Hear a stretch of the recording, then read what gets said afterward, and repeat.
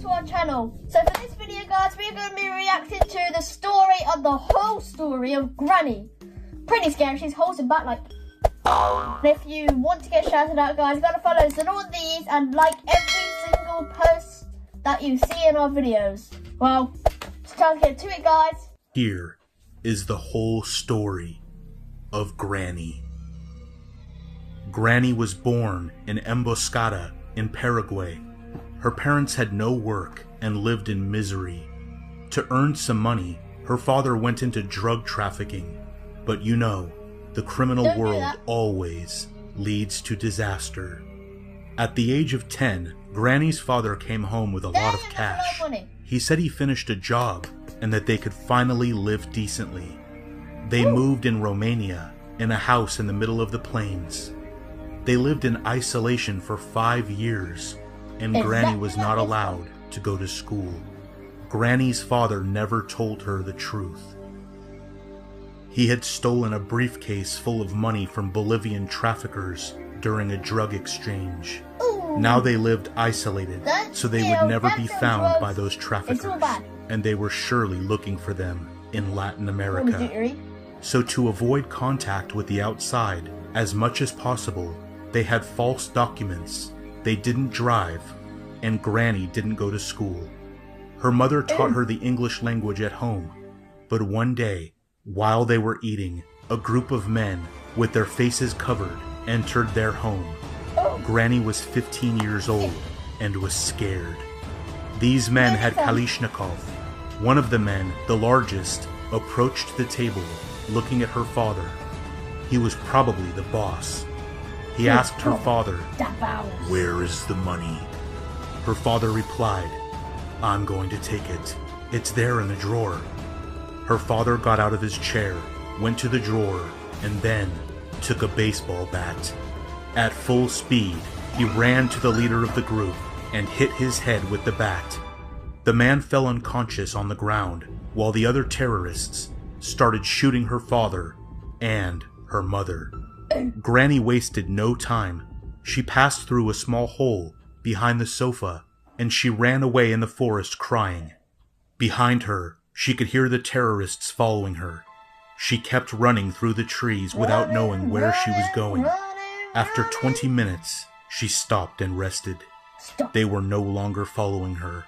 She was in the middle of Romania with no idea what she would have done. At one point, she found a dark mansion. It certainly seemed abandoned. She entered and saw no one. She only saw paintings stuck in a dark corridor. Then she found in the room a man and a woman eating.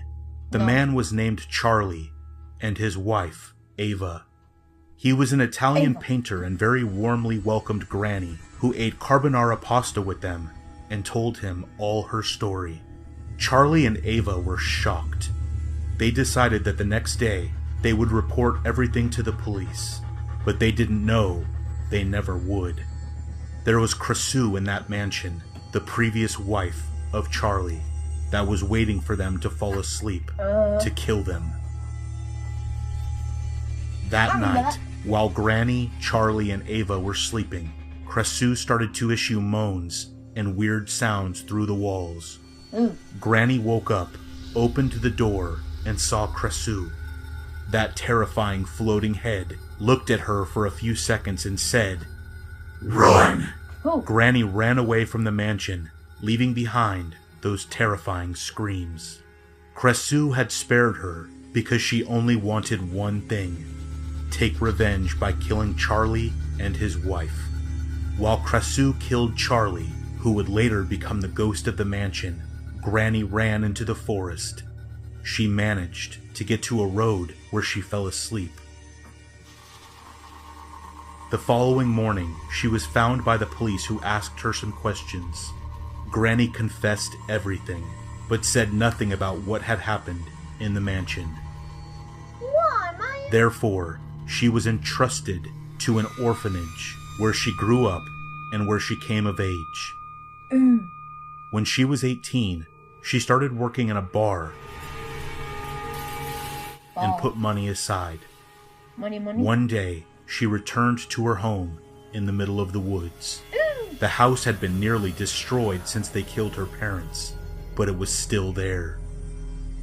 She went inside and saw the bat with which her father hit the terrorist chief. She took it and took it away. That's Granny.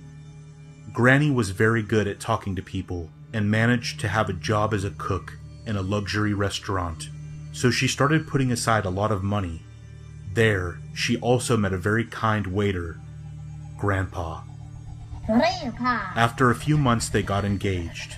Granny and Grandpa worked hard to rebuild the home of Granny's parents. She also hung her childhood drawings on the wall. They were still there. Granny and Grandpa married. Grandpa started to work as a carpenter. They spent their wedding years in the same house.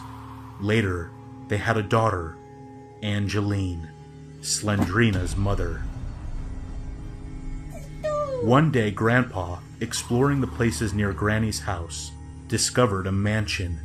He opened the locked door with a crowbar, and inside, he saw that there were bags of coins.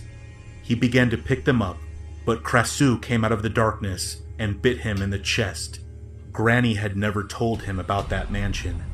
Grandpa ran away, but he fell down dead on the path. Granny found him and buried him behind her house. She had lost another loved one after her parents, but she was too strong to cry. Crazy.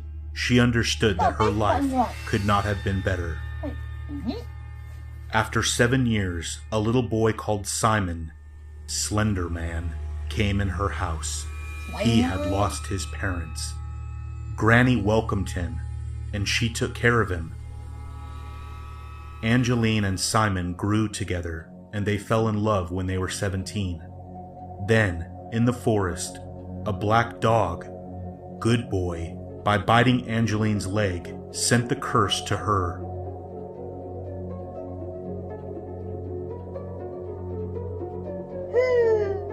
Then they moved and had a daughter, Slendrina. Granny loved Slendrina very much and gave her a teddy bear, but when Slendrina was 14 years old, the curse occurred. Simon became Slender Man. Slendrina and Slendrina's mother became ghosts and began to haunt old houses. Granny had lost her family again. One night, Granny understood that the spirit of Slendrina was looking for her teddy bear, so she went to Slendrina's school and she put the teddy bear in a classroom. After Slendrina's death, Granny tried in every way to bring her husband Grandpa back alive. He discovered Liev, the future husband of Slendrina. Liev was not yet a vampire. He was experimenting in his laboratory. And they managed to bring Grandpa alive.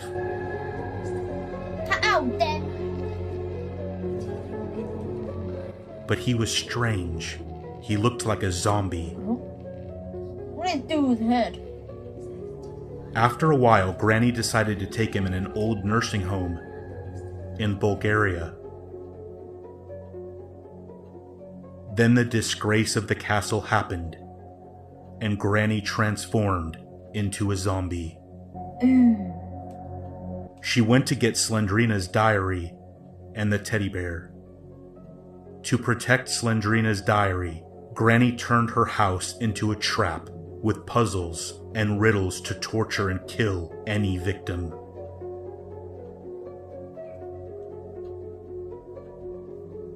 She had inherited the passion for hide and seek and puzzles from her father. She killed and tortured a lot of people with her father's bat because she saw them as enemies, thinking that they knew the secret of Slendrina.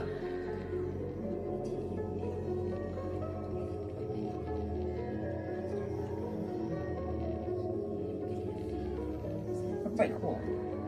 Says you. Granny realized that Slendrina's diary was in danger at her house. So she took the diary to Grandpa's house in Bulgaria where they could protect it better. Granny is trying to bring her whole family to life, and she is succeeding. That was it for the video, guys. Hope you enjoyed it. Make sure to like, subscribe, and share this post with all your friends. And here comes the 4 Mellow shoutouts. One here. One here. Here. Here. We'll mellow you later. See you guys. Peace out.